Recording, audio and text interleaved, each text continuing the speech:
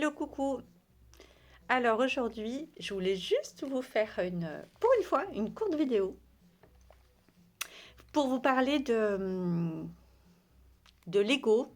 Je vais souvent vous parler d'Ego là, mais avec des mini capsules et des mini. J'en ferai une un peu grande pour raconter un petit peu le parcours de ma vie avec mon ego. C'est une grande aventure, c'est une grande histoire d'amour entre mon ego et moi. Mais là, je voudrais juste vous faire une... Parce que c'est fou, quand on sort de certaines situations, comme on voit en reflet, en miroir, avec d'autres personnes, ce que ça nous met en reflet, en fait, qui semble mais complètement évident et qu'on ne voyait pas avant chez soi. C'est un truc de dingue. Et je pense que ça devait être le cas pareil avant. Dans mon cas, voilà. Mais c'est fou comme notre ego, il veut pas lâcher prise sur certains trucs parce qu'on estime qu'on a des droits, on estime qu'on a un dû, qu'on nous doit des choses. Par exemple, dans une relation, hein, quand on paye vraiment quelque chose, un service ou quelque chose ou quoi. Et on veut avoir raison à tout prix en fait. Et c'est marrant parce que du coup, ça déguise un peu d'autres relations, d'autres situations qui ne seraient pas forcément liées à l'achat d'un service ou quelque chose, mais je veux dire, ça montre aussi qu'on a ça dans notre caractère et dans notre personnalité, de ne pas vouloir lâcher prise, de ne pas vouloir céder. Cette énergie qu'on met dans le combat de toujours vouloir avoir raison. Parfois, c'est pas juste. Parfois, peu importe en fait le sujet, peu importe, voilà. Mais on s'en rend pas compte, bien sûr, hein, c'est inconscient. On s'en rend pas du tout compte. Ou alors, il faut avoir déjà un sacré détachement, déjà travailler sur soi-même pour se rendre compte que on veut quand même y aller, qu'on veut quand même avoir raison. On s'en rend compte, ça fait un peu mal, mais on peut pas s'en empêcher. C'est plus fort que soi. Ça, c'est possible aussi. Et d'ailleurs, au moment où on commence un peu à travailler sur tout ça, j'ai des moments où j'ai encore ce réflexe, effectivement. Mais par contre, j'arrive à prendre du recul, à le voir et à dire ouh, là, est-ce que c'est pas mon petit copain, monsieur Ego, qui veut m'emmener sur ce terrain-là, là-bas, à vouloir mener ce combat, à vouloir absolument faire ça. Mais sauf que maintenant, je reconnais le truc. Je reconnais et je lui dis non, je ne ferai pas ce combat, je ne passerai pas mon énergie là-dedans. Non, tant pis. Et des fois, on y laisse des plumes. Des fois, on y laisse des plumes aussi dans de l'argent. Il y a 2 ans, 3 ans, je ne sais même plus, il m'est arrivé une drôle d'expérience aussi comme ça.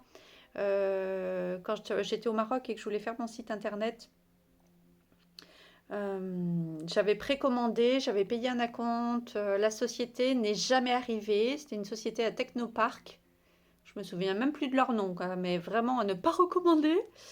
Soi-disant, ils savaient tout faire, les sites, sur mesure, tata et tout. Je leur avais même donné un modèle pour que ce soit très clair, avec une arborescence, pour que ce soit simple, qu'ils puissent faire pareil. Normalement, au Maroc, ils arrivent très bien, justement, à copier, dans le sens copier la structure. J'ai dit au moins comme ça, vu que je m'y connais pas trop en langage informatique, ils vont savoir les sous-domaines, les sous-dossiers, vers où on va, combien de trucs, vers où ça se déroule, dans quel sens, tatitata. C'était très simple.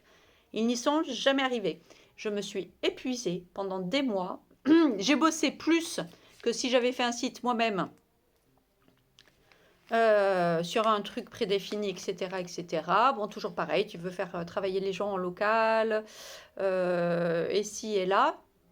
Je pensais que ce serait d'un bon rapport qualité-prix. Au final, j'ai perdu je ne sais pas combien d'argent parce que bon, j'avais donné que la compte, mais le site n'est jamais sorti. Il n'arrivait rien à faire. À chaque fois que je devais y aller, que j'y allais, il fallait refaire, il fallait recommencer. C'était faux. Tout était tout le temps faux, en fait. Je passais mon temps à faire des copies d'écran ou des screenshots sur mon téléphone pour dire non, ça c'est pas comme ça, avec des flèches, avec comment ça devait être fait, tatitata et tout.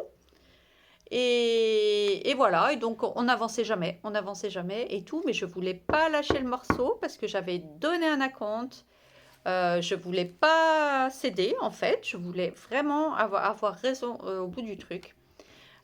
J'y ai passé mais une énergie mais pas possible pendant des semaines et des mois à bosser sur ce truc. Et au bout d'un moment, ce qui se passe aussi, c'est qu'on y a tellement mis d'énergie, on y a tellement mis d'espoir. C'est comme dans les relations de couple quand ça fonctionne pas. On veut pas lâcher parce qu'on veut pas avoir tort. On veut pas avoir tort et aussi on veut pas se reconnaître soi-même qu'à un moment donné, il faut lâcher le truc et s'avouer vaincu parce que c'est juste que ça fonctionne pas, quoi. Que ce soit une relation comme ça de service, que ce soit une relation de couple, peu importe, un boulot, un truc qu'on commence et tout, et on a pu y mettre du temps, du temps, du temps. Et moi, avec ma marque Margot aussi, ça a été ça pendant longtemps. On a tellement mis d'énergie, on a tellement investi d'argent, on y a tellement mis du cœur, etc., etc., par exemple, qu'on ne veut pas lâcher le morceau. Donc, il y a vraiment une question de lâcher prise. Et moi, je dirais que ça va plus loin que ça parce qu'en fait, ça nous fait voir quelque chose qu'on a dans notre personnalité. Alors oui, des fois, on en paye vraiment les pots cassés parce que là, pour le coup, j'ai fini par... j'ai demandé qu'on arrête et j'ai demandé qu'ils me remboursent. Ils n'ont jamais voulu me rembourser, évidemment. J'ai arrêté de perdre mon énergie avec eux. En gros, bon, je ne ferai pas le signe là, mais bon, voilà ce que j'ai pensé en gros, qu'ils aillent se faire et que j'allais mettre mon énergie dans autre chose ou quoi. Ça m'a bien servi de leçon. Et aussi, ça m'a fait voir en moi que il fallait plutôt que je mette mon énergie dans des choses fluides, etc. Et que quand ça coince, eh ben, ça te montre que ça coince. Et il faut arrêter de mettre ton énergie là-dedans parce qu'au bout d'un moment, c'est même plus de l'énergie positive que tu mets, c'est de l'énergie de combat, en fait. De l'énergie de combat, en fait, c'est juste un combat contre toi-même. C'est juste un combat contre ton ego, en fait. C'est ça que ça te montre. J'avais vraiment envie de vous le partager parce que j'ai eu une conversation ce matin avec une copine et ça m'a fait vraiment penser à ça, ça m'a fait revenir à ça et j'ai dit non, moi je rentre pas dans ce combat-là, c'est bon, j'ai déjà donné moi les combats comme ça maintenant je comprends, hein, ça marche pas, c'est bloqué, ok, je passe mon chemin, je passe à autre chose, je passe à quelqu'un d'autre et tout et j'ai même pas ni à perdre mon temps, ni à perdre mon énergie, ni quoi que ce soit et pour les relations c'est pareil. J'ai pas de temps à passer à expliquer non plus aux gens. Et enfin, c'est un peu égotique aussi de ma part de penser que je pourrais expliquer aux gens aussi ou là qui comprennent pas, qui veulent pas comprendre. Euh, Parfois, voilà. Des fois, il faut savoir passer à autre chose, il faut savoir, voilà. Parce que j'ai remarqué qu'au bout d'un moment, et ça, je le vois aussi chez d'autres personnes, en fait, et c'est aussi lié au fait que certaines personnes n'arrivent pas à pardonner. Elles veulent pas lâcher le truc parce qu'en fait, c'est ça aussi un peu. Hein. Quand on n'arrive pas à pardonner, c'est qu'on veut pas lâcher le morceau, on veut pas s'avouer, entre guillemets, euh, pas vaincu parce qu'il n'y a pas de vainqueur en fait là-dedans, il n'y a aucun vainqueur.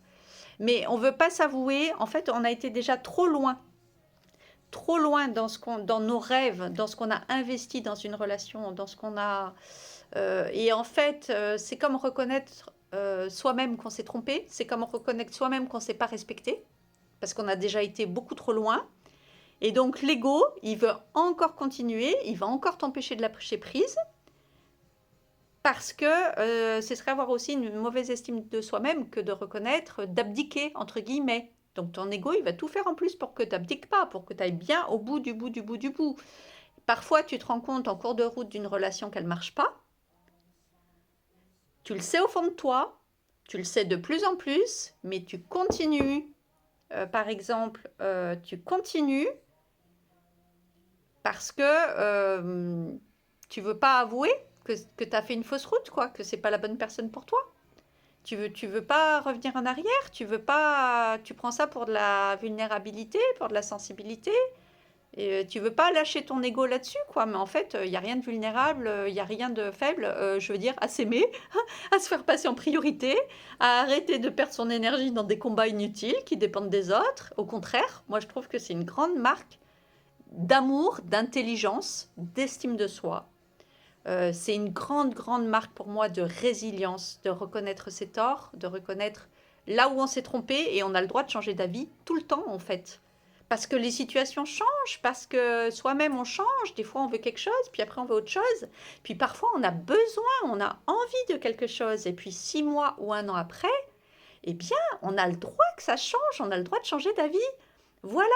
Et pour moi, c'est une grande, grande marque d'intelligence et d'estime de soi que de savoir se remettre en question et que de savoir parfois baisser sa garde pour mieux avancer, pour mieux redémarrer. Euh, c'est une grande, grande marque d'amour pour soi. Vraiment, il n'y a rien. Mais malheureusement, quand on est complètement là-dedans, complètement mené par son ego, eh bien, on ne le voit pas comme ça. On le voit comme un combat qu'on ne veut pas lâcher absolument à tout prix. Est-ce que ça te parle?